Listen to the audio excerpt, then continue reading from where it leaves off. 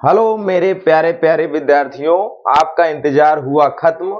आज हम लेकर आ गए हैं आव्यूह फंडामेंटल के बाद एक्सरसाइज 3.1 एनसीईआरटी बुक का एक्सरसाइज 3.1 जो मैट्रिक्स के लिए मैट्रिक्स है चैप्टर का नाम।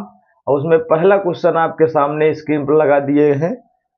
क्या है, आव्यूह ए की वैल्यू दी गई है, आपको ज्ञात करना है आव्यूह की कोटि, अवयवों की संख्या और कुछ एलिमेंट्स।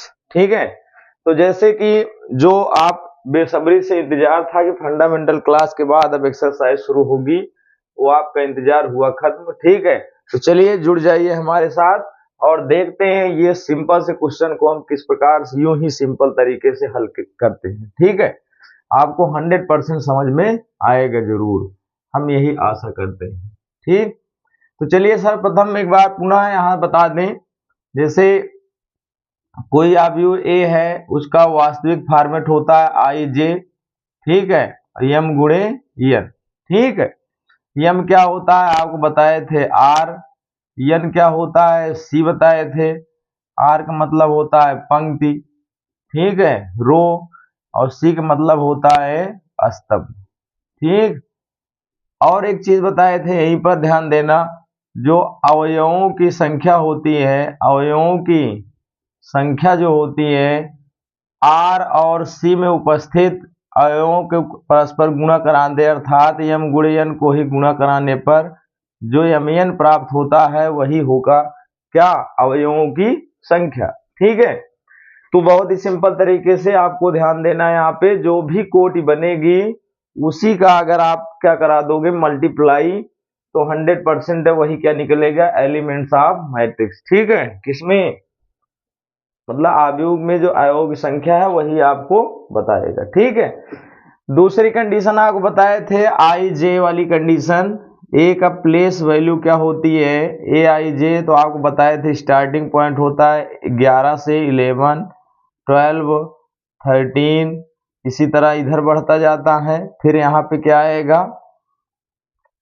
A21 से स्टार्ट होता है, A22, A23, जो भूल गए थे एक बार पुनः रिवाइज करा दे रहे हैं, A31, A32, A33। ठीक, इसी प्रकार से और आगे पंक्ति बनाना चाहते हो तो A41, A42, A43। ठीक है, इस प्रकार से 13 के बाद 14, 15, मतलब जितने स्तंभ की आपको आवश्यकता है उतने स्तंभ आप आसानी से जनरेट कर सकते हैं। ठीक है, जो कि स्ट्रक्चर ऑफ मैट्रिक्स में यानी फर्स्ट वीडियो में जो फंडामेंटल पढ़ाया गया है उसमें पूरा डिटेल बताया गया है। ठीक है, किस प्रकार से यम गुणे यन बना है। ठीक है, आव्यूह की परिभाषा है, डिस्क्रिप्शन में जो भी लिंक दी जाती है उस पर आप जाकर आसानी से इसके बारे में और डिटेल पढ़ सकते हैं। ठीक है, तो चलिए देखते हैं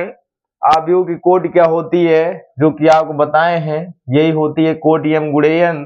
तो यम क्या है, पंक्ति है, और यन क्या है, कॉलम है। ठीक है, स्तंभ। ठीक, तो यहाँ पे कोटि निकालना है, तो कोटि को सर्वप्रथम क्या करना है, पंक्ति को डिनोट करना है, पंक्ति कितनी है, एक पंक्ति, दो पंक्ति, तीन पंक्ति।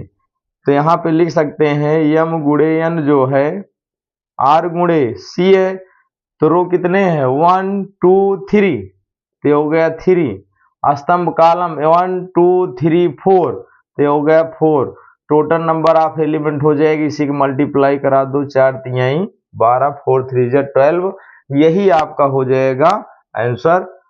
सॉरी, अवयवों की संख्या नहीं बतानी थी, केवल कोड ही बतानी थी, तो यहीं तक सीमित रखिए, इसमें अवयवों की संख्या बतानी है। आव्यूह कोड क्या हो जाएगी 3 into 4। ठीक है, 3 क्रॉस 4 भी कह सकते हैं। अवयवों की संख्या क्या हो जाएगी, आपको बताए थे यम गुणे यन ही होता है, इसी का मल्टीप्लाई करा देना है, 3 into 4, ये हो जाएगा 12। नंबर ऑफ एलिमेंट्स कितने आ जाएंगे 12। आप काउंट भी कर सकते हो 1 2 3 4 5 6 7 8 9 10 11 12, 12 है। ठीक है, अब आते हैं अवयव की जो प्लेस वैल्यू पूछी गई है, देखो A13 पे क्या है, A33 पे क्या है, सेम कंडीशन आपको बताए हैं। ये है 11, 12, 13, 14, 21, 22, 23, 24, ये क्या है 31, 32, 33, 34। ठीक है, तो 13 का प्लेस मान बताना है, प्लेस वैल्यू। ये 13, तो 11, 12, 13, 13 पे क्या आ रहा है 19 लिख सकते हो। ठीक, क्लियर हो गया।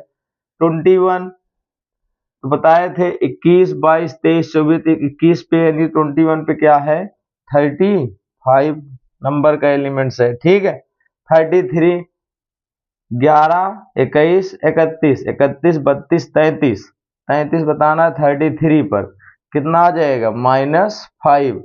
24, 21, 22, 23, 24, 24 पे यानी 24 पे आएगा 12। 23, 21, 22, 23 ये हो जाएगा 5/2। यही हो जाएगा सभी क्वेश्चन का सिंपल तरीके से। बस केवल बेसिक फंडामेंटल के हिसाब से चलना है आपको, बहुत ही आसानी से आप हर एक क्वेश्चन का जवाब दे सकते हैं। ठीक है, चलिए इसी क्रम में देखते हैं क्वेश्चन नंबर 2। और भैया देखने मतलब जो भी विद्यार्थी जुड़े हैं 100% वीडियो को स्किप मत करना, अंत तक जरूर देखिए। हर एक क्वेश्चन का बहुत ही सिंपल तरीके से आपको सोल्यूशन बताने वाले हैं।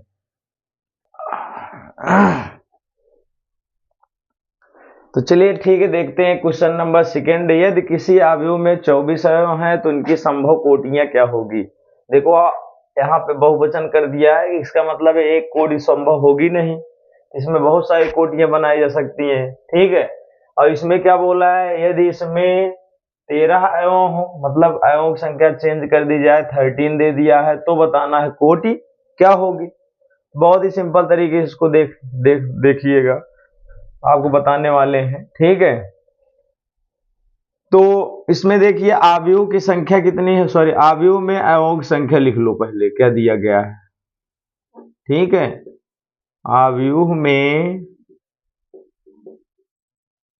अवयवों की संख्या, ठीक है, कितना है 24।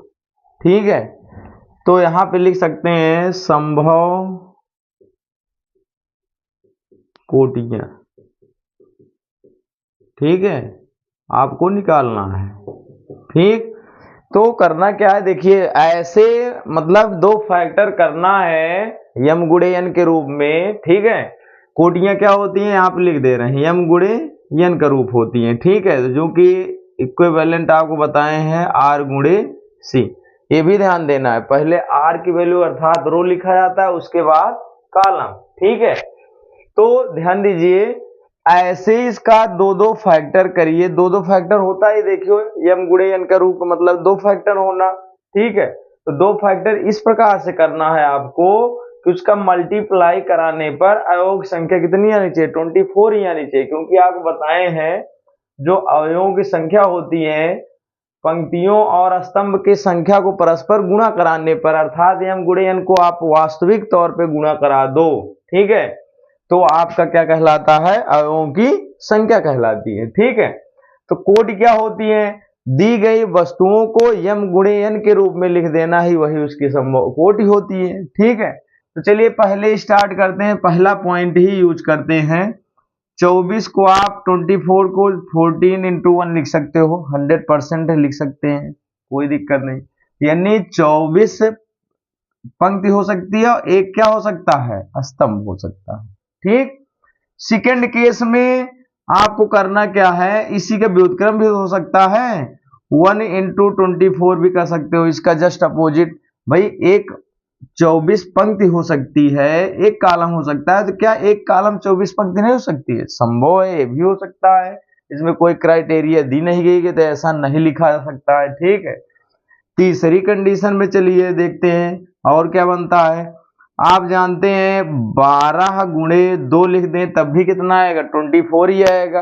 तो एक कोटि बन गई 12 गुणे 2, क्या बन गई 12 गुणे 2 12 into 2, यानी 12 पंक्ति हैं और 2 क्या है कॉलम है। ठीक, इसी प्रकार से इसका अपोजिट लिख सकते हो, एक सिंपल सा है 2 into 12, यानी 2 पंक्ति हो सकती हैं 12 कॉलम हो सकते हैं। ठीक, और खोजिए ऐसे कौन से हैं, आप एक निकाल के लाओगे क्या 8 तिरिक 24, 8 तिरिक 24, ये भी हो जाएगा। इसका अपोजिट लिख दें, 3 इंटू 8 हो जाएगा। ठीक, तो 8 त्रिक 24, 8 त्रिक 24, 24 तो होना चाहिए।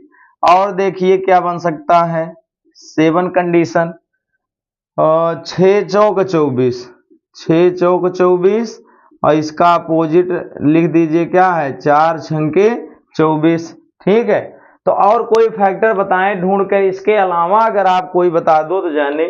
मतलब कितनी कोटियां संभव हुई, 8 कोटियां इसकी संभव हैं। देखो 6 चौक 24, 8 त्रिक 24, 12 दूना 24, 24 का 9 24। ठीक है, और कोई खो सकते हैं बताएं 12 से रिलेटेड। ठीक, और इसके हिसाब से बस इतने ही हमारे पास बनाए जा सकते हैं। यही हो जाएगा आंसर किसके लिए, 24 के लिए। और कोई फैक्टर ऐसे नहीं है जिसको आपस में मल्टीप्लाई कराने पर कितने बने, 24। ठीक है, तो इस प्रकार से आप आसानी से इसको हल कर सकते हैं। ठीक,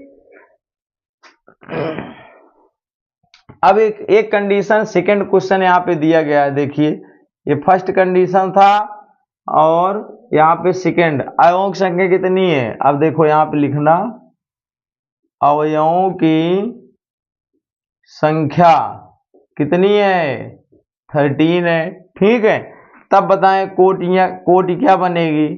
इसमें बहुवचन वैसे भी नहीं बोला है, बहुवचन एक है बोला है, तो एक बने मतलब उसी के हिसाब से बनेगा भी। ठीक है, तो एक के हिसाब से बनेगा। कोटि कितनी होगी, देखो 13 गुणे 1 लिख सकते हो, पहली कंडीशन में बन सकता है, और दूसरा इसका अपोजिट बन सकता है। इसके अलावा कोई फैक्टर बताइए जिसको मल्टीप्लाई कराने पर 13 है।